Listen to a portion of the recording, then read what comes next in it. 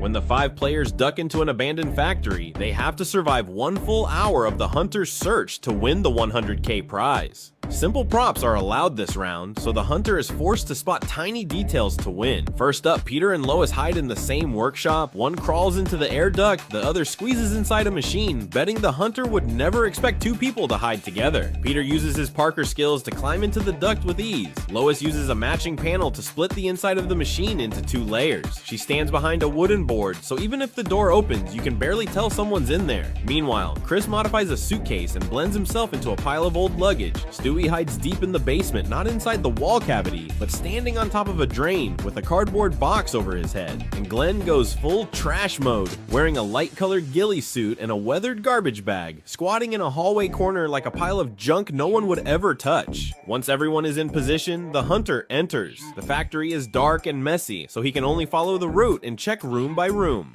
In just 10 minutes, he reaches Chris's room. A few old suitcases are lying around, and they look way too small to fit an adult. He flips through them a bit, then leaves. On the second floor, he faces endless gaps, corners, and junk, so he has to check everything. Peter and Lois are both nearby. Lois's psychological strategy works. The hunter stares at the machine for a long time and still finds nothing, getting distracted instead by the 3 giant rice cookers right next to it. Soon footprints on the ground make him suspicious. Different sets of footprints, but there's no obvious hiding spot in the room, unless someone crawled into the air duct. He shines his flashlight and the footprints on both sides immediately expose Peter, but the rules say he must see the player with his own eyes, so he has to climb up himself. Right then, a tiny noise comes from the machine. Even though he already checked it, front and back, he shines the light on the bottom. 2 feet are sticking out. Lois becomes the first eliminated. The hunter then climbs into the duct and eliminates Peter as well. Finding nothing else on the second floor makes him anxious, but suddenly a sound breaks the silence. He already checked the couch gaps earlier, so the noise has to be from the next room. Turns out Chris had been holding still too long. When he finally moved, the suitcase shifted. The hunter walks in, notices the angle immediately, and Chris is out. The search continues. Only 15 minutes left. When the hunter reaches the balcony near Glenn's spot, Glenn is so nervous he practically stops breathing. The hunter kicks a trash bag. By luck, he hits a real one and, thinking everything is normal, walks right past Glenn. The only area left unchecked is the basement. He unlocks the iron door and finds several more rooms. With just 10 minutes left, he has to move fast. He eventually reaches Stewie's hiding place. The entry door has no handle, so most people would assume it doesn't open,